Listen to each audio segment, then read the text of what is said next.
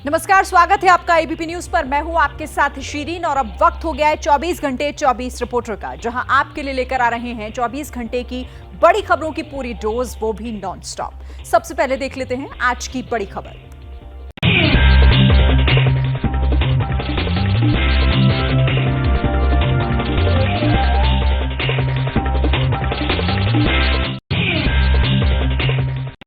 गोली लगने के बाद अस्पताल में भर्ती अभिनेता गोविंदा खतरे से बाहर, अस्पताल से जारी किया ऑडियो में। पैर में गोली लगने के बाद अभिनेता गोविंदा को अंधेरी के क्रिटिकेयर हॉस्पिटल में भर्ती कराया गया। डॉक्टरों ने ऑपरेशन कर गोली निकाली। शुरुआती इलाज के बाद गोविंदा खतरे से बाहर हैं। उन्होंने अस्पताल से ऑडियो मैसेज जारी किया। नमस्कार, प्रणाम। मैं हूँ गोविंदा।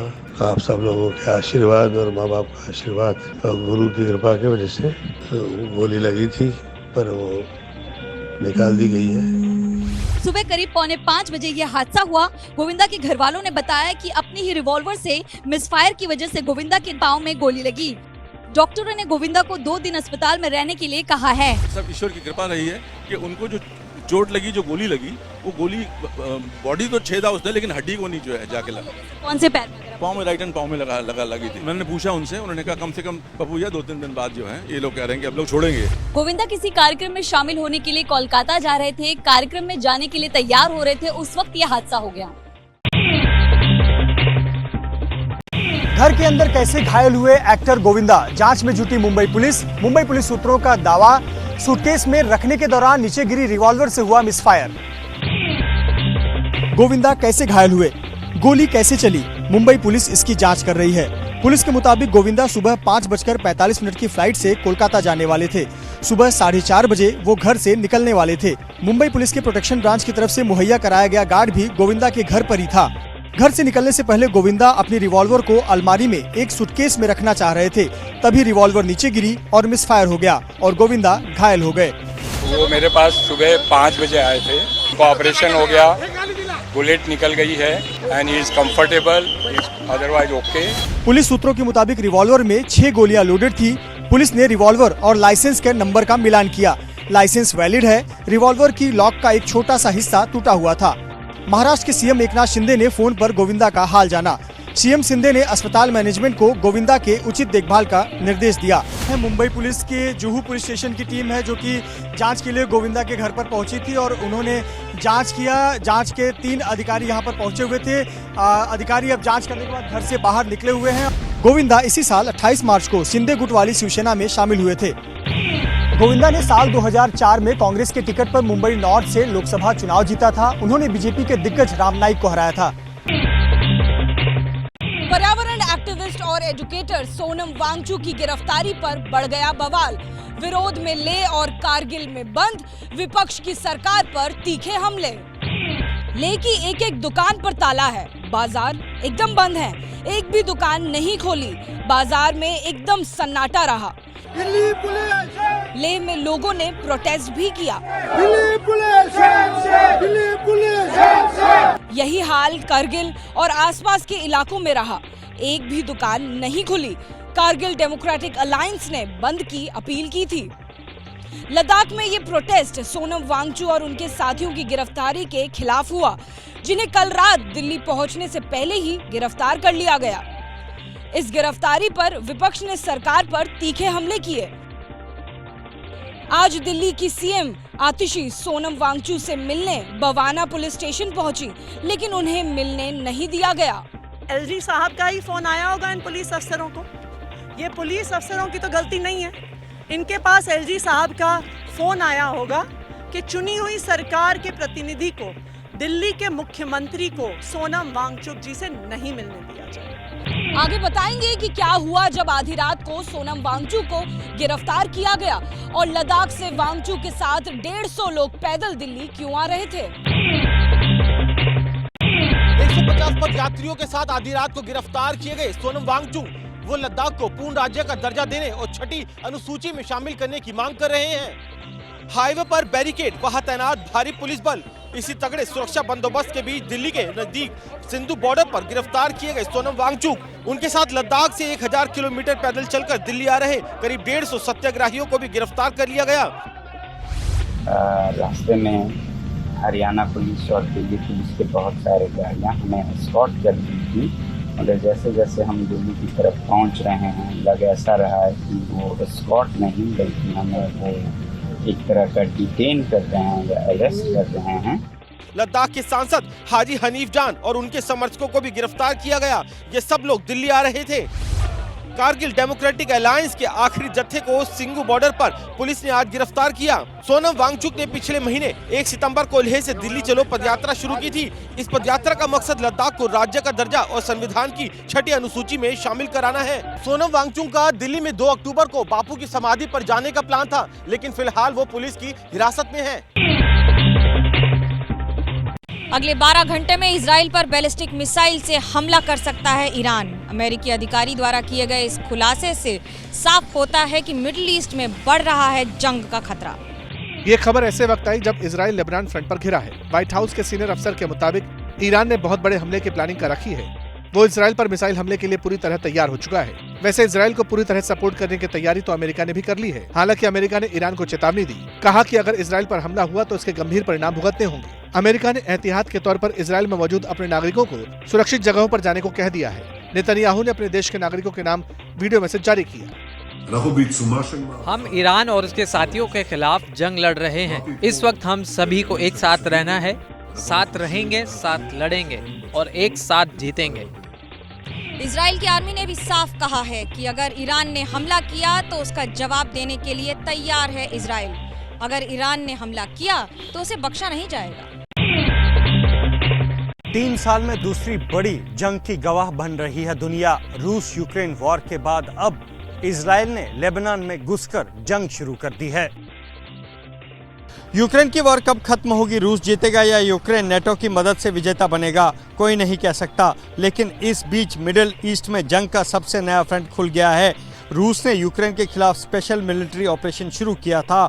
अब इजराइल ने लेबनान में हिजबुल्लाह के खिलाफ सीमित युद्ध शुरू कर दिया। सोमवार की रात इजराइल की डिफेंस फोर्सेज ने लेबनान की जमीन पर कदम रख दिया और हिजबुल्लाह के खिलाफ लोकलाइज्ड, लिमिटेड और टारगेटेड ऑपरेशन शुरू कर दिया। इजराइल की सेना को देखकर लेबनान की आर्मी ने बॉर्डर वाली पोस्ट खाली कर दी।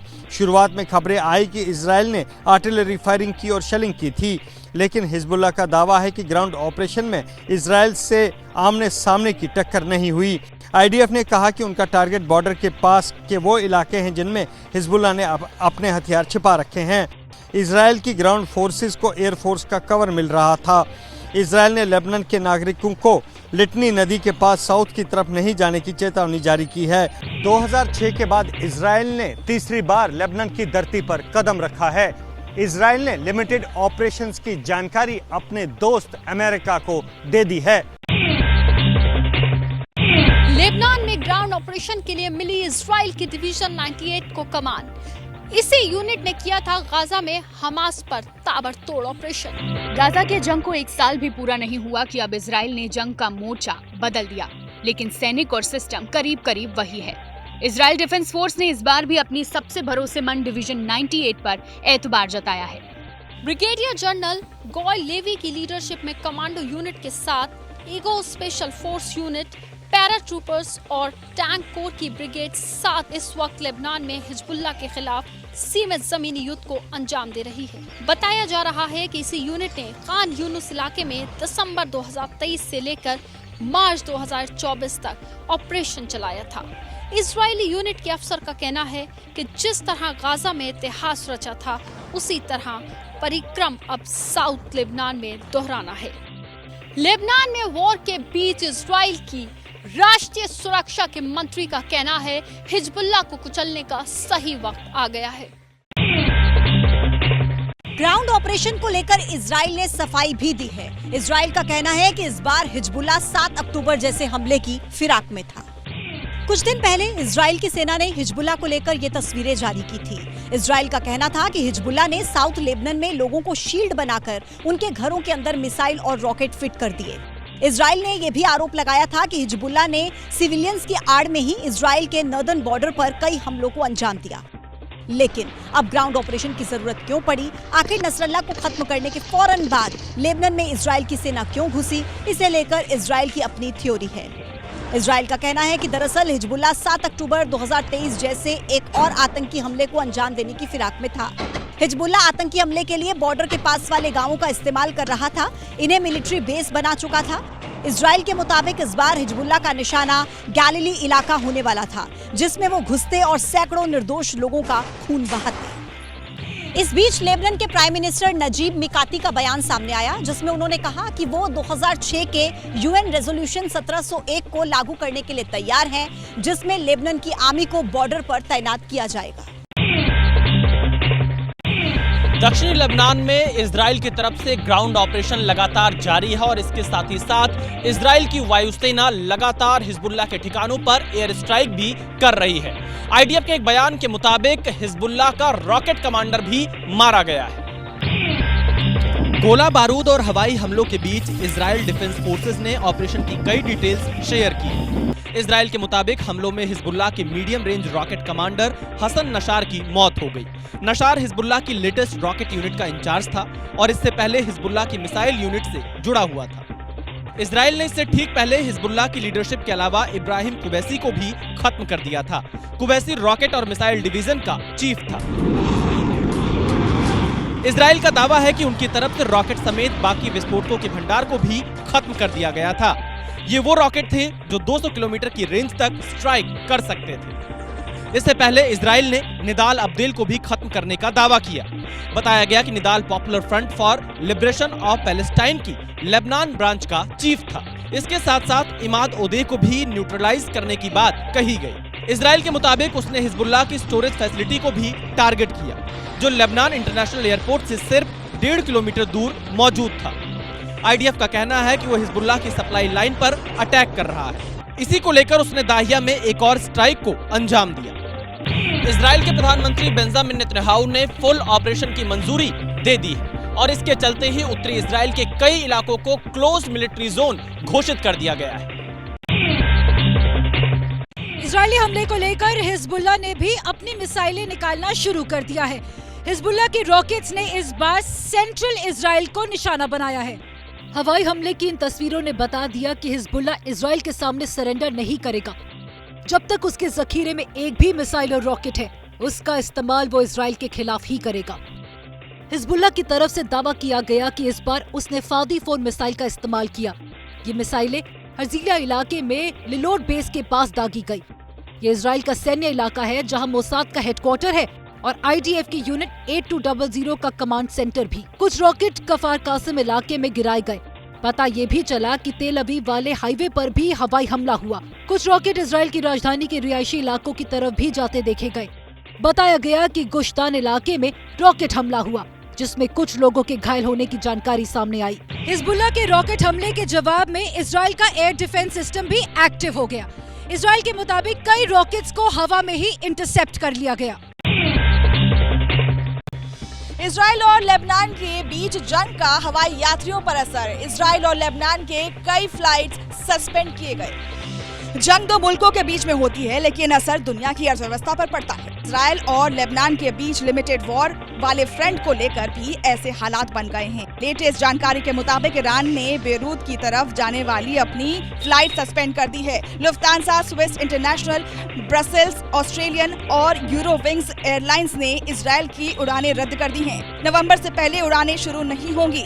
उड़ानों को रद्द करने का फैसला ऐसे वक्त में हुआ है जब यूरोपियन यूनियन ने इन एयरलाइंस को लेबनान और इजरायली एयर स्पेस अवॉइड करने की चेतावनी जारी की थी। इस बीच इजराइल ने कहा है कि उसकी एयरलाइंस इस दौर में भी ऑपरेशनल रहेंगी। जिनकी फ्लाइट्स कैंसिल हो गई हैं, उन्हें ग्रीस के एथेंस या फिर साइप्रस के लारनाका जाकर दोबारा इजराइल वाली फ्लाइट्स में रजिस्टर कराने को कहा गया है। अमेरिका, ब्रिटेन समेत कई देश लेबनान में फंसे अपने लोगों को निकालने की तैयारी में जुट गए हैं। इधर कई देशों ने इजराइल की ग्राउंड अटैक की निंदा की है। यूएई, तुर्की और फ्रांस समेत कई देशों का कहना है कि इजराइल का ये कदम लेबनान की संप्रभुता के खिलाफ है। इजराइल और लेबनान की जंग के बीच अमेरिकी एसेट्स को निशाना बनाने की कोशिश की गई। बगदाद में अमेरिका के मिलिट्री बेस को निशाना बनाया गया।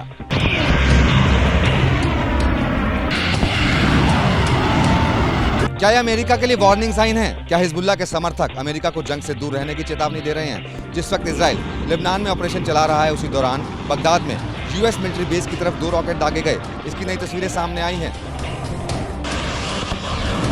अमेरिकी अधिकारियों के मुताबिक कत्यूशा रॉकेट अटैक को ईरान के समर्थकों ने अंजाम दिया था और उसके निशाने पर विक्टोरिया मिलिट्री बेस के साथ साथ स्टेट डिपार्टमेंट का डिप्लोमेटिक सपोर्ट सेंटर भी था। हालांकि अमेरिका का दावा है कि इन सभी रॉकेट्स और मिसाइल्स को सीरैम यानी काउंटर रॉकेट आर्टिलरी और मोर्टार डिफेंस सिस्टम ने इंटरसेप्ट कर लिया, जबकि बाकी मिसाइलें बगदाद इंटरनेशनल एयरपोर्ट और कैंप के पास गिरी। बताया यह भी गया कि इस हमले में किसी जान माल का नुकसान नहीं हुआ।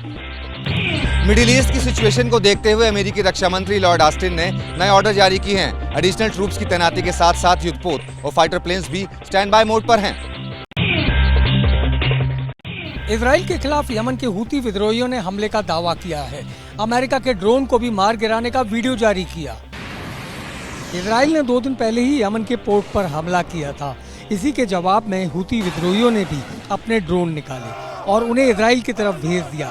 कहा गया है कि इस बार इजराइल के इलाट और जाफा इलाके में सम्माद 4 ड्रोन से हमला किया। हालांकि इन ड्रोन अटैक पर इजराइल की तरफ से कोई कमेंट नहीं आया। यमन की सेना ने इजराइल की मिलिट्री साइट को निशाना बनाया। जाफा इलाके में जाफा ड्रोन का इस्तेमाल किया। हमारे ये ऑपरेशन कामयाब रहे। इस दौरान यमन ने अमेरिका के एक और रीपर ड्रोन को मार गिराया। कहा गया कि जमीन से हवा में मार करने वाली मिसाइल ने करोड़ों रुपए के ड्रोन का काम तमाम कर दिया। अमेरिका ने भी माना है कि उनके एक ड्रोन का नुकसान हुआ। गाजा में इजराइल के ऑपरेशन के खिलाफ यमन के हूती विद्रोही हमास और ईरान के सपोर्ट में आ चुके हैं, इसलिए इजराइल के खिलाफ लगातार हमले हो रहे हैं। लेबनान में पेजर धमाके के बाद अब ईरान में आईफोन विस्फोट की आशंका जताई जा रही है। ईरान के पूर्व संचार मंत्री रेजा टेगिपोर ने इस बात की चेतावनी जारी की है। ईरान के पूर्व मंत्री ने अपने बयान में कहा कि लेबनान में पेजर में जो कुछ हुआ वो इस वक्त ईरान के मौजूद आईफोन में भी हो सकता है। यानी रेजा टेगिपोर के मुताबिक आईफोन से छेड़छाड़ मुमकिन है। बयान की टाइमिंग गौर करने वाली है, क्योंकि इससे पहले ईरान के पूर्व राष्ट्रपति ने जो कहा वो सुर्खियां बनने लगा। हमने इजराइल के खिलाफ लड़ने के लिए एक यूनिट बनाई थी, लेकिन जो शख्स इसका मुखिया था वो मोसाद का ही एजेंट निकला। लेबनान पेजर ब्लास्ट और सप्लाई लाइन को सुरक्षित रखने पर भारतीय सेना के आर्मी चीफ ने भी बयान दिया है। सप्लाई चेन में रुकावट, दिक्कत आना ऐसी चीजें हैं जिनके लिए हमें बहुत सतर्क रहना होगा। हमें अलग अलग लेवल पर निरीक्षण करना ही होगा। कल इजराइल के प्रधानमंत्री ने कहा था कि अब सही मायने में ईरान को आजाद कराने की बारी है, और इसी बीच ये खबर आई कि ईरान के सुप्रीम लीडर 4 अक्टूबर को जुमे की नमाज की अगुवाई करेंगे। जिस गाजा के लिए हिजबुल्लाह, हमास और हुती एक साथ मिलकर इजराइल पर बारूद बरसा रहे हैं, उसी गाजा में आज भी इजरायली हमलों को रोकने वाला कोई नहीं है। हमास के खिलाफ हमलों के नाम पर इजराइल ने खान यूनिस के साथ दूसरे इलाकों में भी बारूद बरसाया। गाजा अथॉरिटीज के मुताबिक नुसरात इलाके में 14 लोगों की मौत हो गई। इसके अलावा साउथ गाजा में हवाई हमलों में 3 लोगों की जान चली गई। रफाह के उत्तरी इलाकों की तरफ भी इजराइल के फाइटर जेट्स ने बारूद बरसाया, जिसमें कम से कम 3 लोगों की मौत की खबर सामने आई। शाम को भी 6 लोगों के घायल होने की बात पता चली। गाजा में 7 अक्टूबर 2023 के बाद से ही शायद कोई ऐसा दिन बीता हो जब इजराइल ने ऑपरेशन को अंजाम ना दिया हो। इजराइल का कहना है कि वो 1 साल में 17,000 हमास के लड़कों का सफाया कर चुका है, जबकि फिलिस्तीनी अथॉरिटीज का कहना है कि इजराइल नरसंहार कर रहा है, जिसमें हजारों छोटे बच्चों की जान जा चुकी है। इजराइल ने पहले हमास के सुरंगों का नेटवर्क खत्म किया और अब कहा जा रहा है कि हिजबुल्लाह की जो सुरंग नेटवर्क है वो हमास से भी बड़ी है, कई तो 45 किलोमीटर तक लंबी है। मुंबई में बीजेपी कार्यकर्ता से बोले अमित शाह, 2024 में महायुति की सरकार तय तो 2029 में शुद्ध कमल की सरकार बनेगी।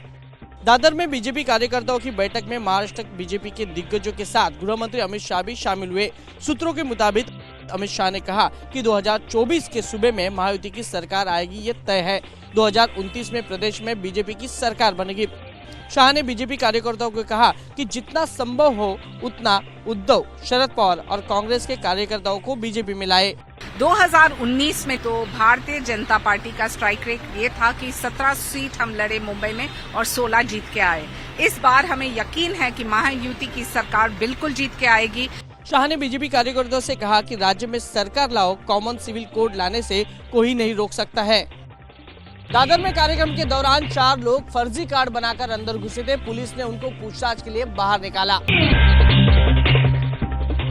हरियाणा चुनाव से पहले राम रहीम को फिर पैरोल मिलने पर कांग्रेस ने उठाए सवाल। चुनाव आयोग को चिट्ठी लिखकर कहा चुनाव को प्रभावित कर सकता है राम रहीम। राम रहीम को चुनाव आयोग से पैरोल की सशर्त मंजूरी मिली है, लेकिन कांग्रेस ने इस पर आपत्ति जताई है। हरियाणा कांग्रेस ने तो बाकायदा चुनाव आयोग को चिट्ठी लिखकर चुनाव से पहले राम रहीम के पैरोल का विरोध किया है।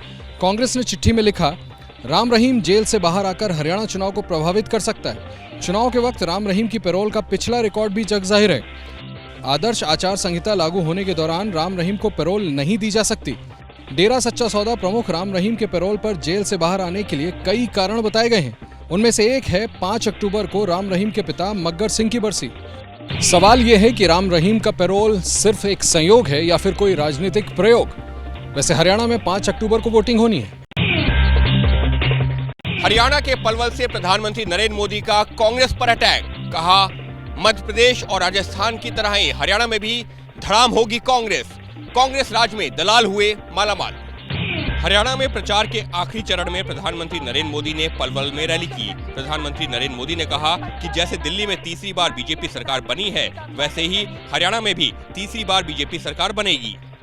दिल्ली में तीसरी बार भाजपा सरकार बनाई, अब यहाँ तीसरी बार भाजपा सरकार बनाना आप लोगों ने तय कर लिया है। पीएम ने रोजगार और भ्रष्टाचार के मुद्दे पर कांग्रेस को घेरा। पीएम ने कहा कि कांग्रेस के राज में पर्ची खर्ची वाला सिस्टम था, तब सिर्फ दलालों की चलती थी। कांग्रेस के राज में यहाँ जमीन की दलाली करने वाले मालामाल हो गए हैं, या तो दामाद जी मालामाल हो गए हैं। हरियाणा में 2 दिन बाद चुनाव प्रचार थम जाएगा, जहां पर 5 तारीख को होगा मतदान और 8 तारीख को सामने आएंगे नतीजे। हरियाणा विजय संकल्प यात्रा के दूसरे दिन राहुल गांधी ने बहादुरगढ़ और सोनीपत के इलाकों में किया जनसंपर्क। बोले अडानी अंबानी के साथ है बीजेपी, कांग्रेस देगी युवाओं को रोजगार। दूसरे दिन राहुल गांधी की हरियाणा विजय संकल्प यात्रा कुछ ऐसे अंदाज में शुरू हुई। बहादुरगढ़ में राहुल ने कहा कि कांग्रेस की सरकार बनी तो युवाओं को रोजगार मिलेगा।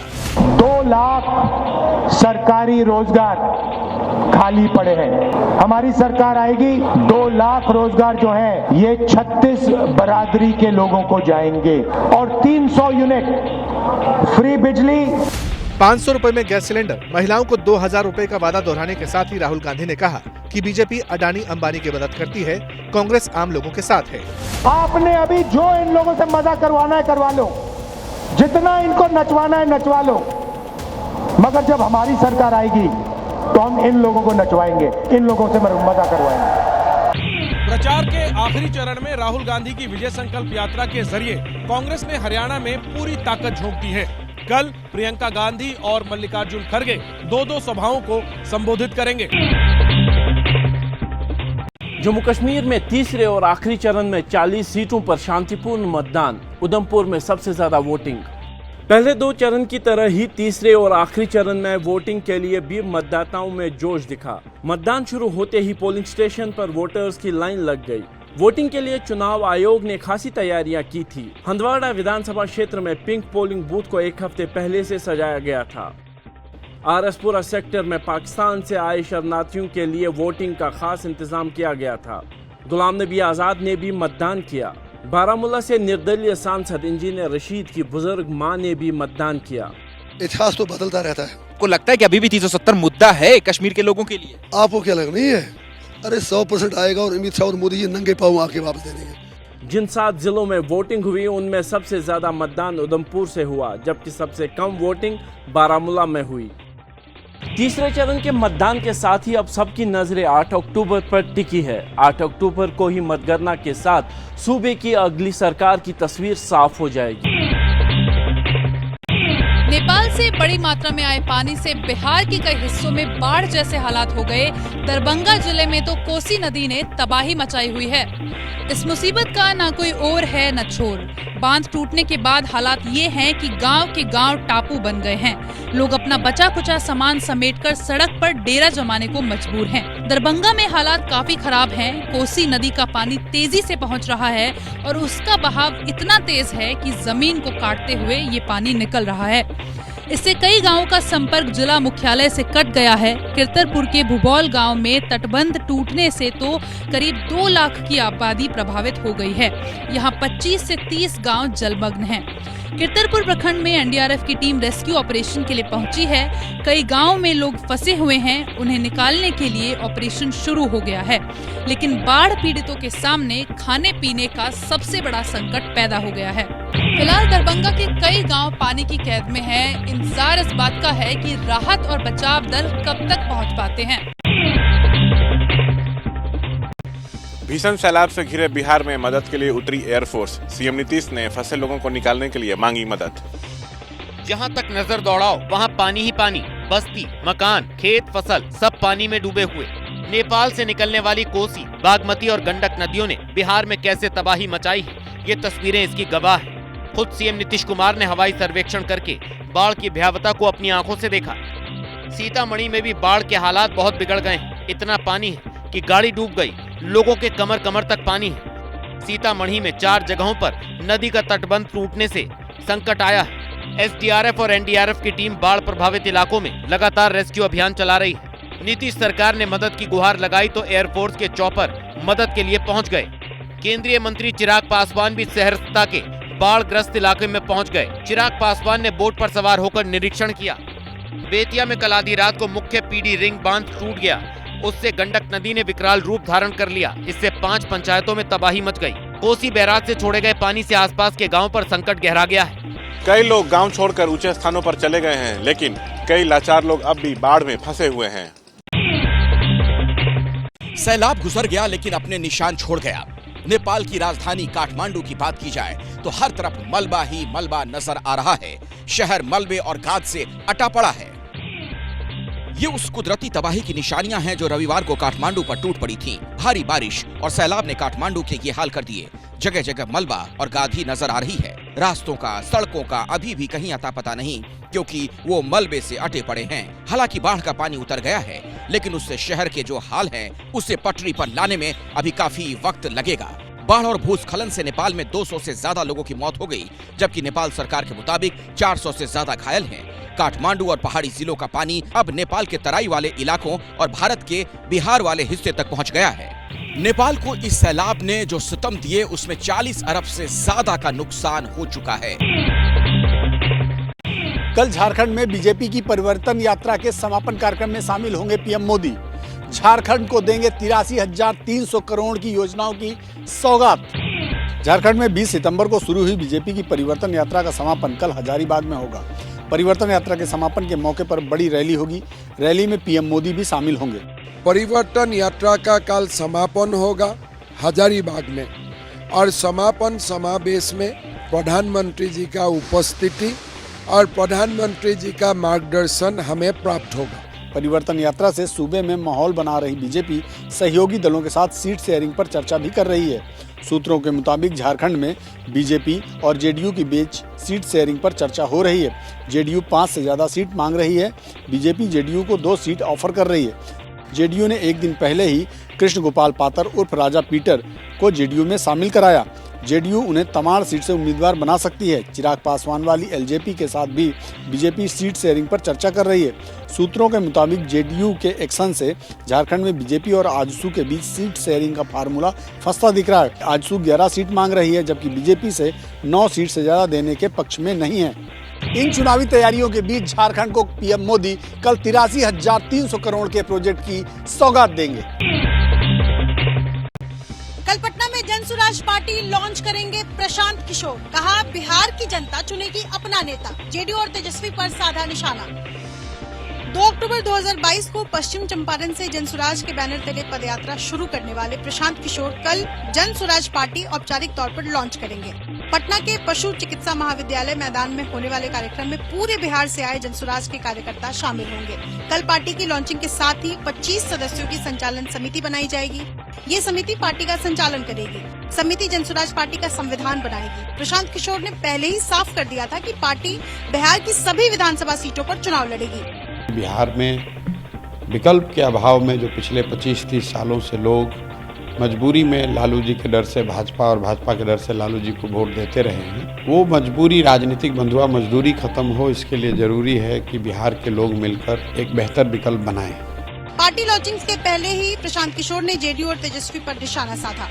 प्रशांत ने कहा कि दोनों पार्टियों का कोई भविष्य नहीं है।